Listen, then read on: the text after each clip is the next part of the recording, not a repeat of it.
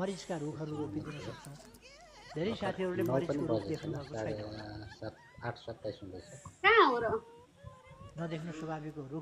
मरिच रुखमा फल्छ भन्दा अचम्म लाग्छ, तर ठुलै रुख हुन्छ मरिचको। युएमा चाहिँ कति बज्यो? युएमा बज्यो अहिले 4:29 भयो। युएमा नेपालमा बज्यो।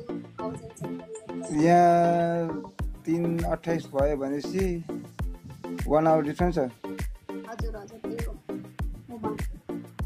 ल म फलो गर्छु, फलो ब्याक गर्नुहोस्। हामी त शङ्करजी र म त साथी भइसकेको रहेछौँ। अनि यसो लाइक गर्नुहोस् है, हामी दुवैजना साथी।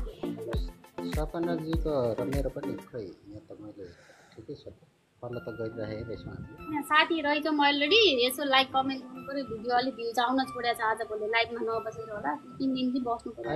अहिले सबैको त्यस्तै छ हौ, तपाईँको मात्रै होइन। आउँदैन हो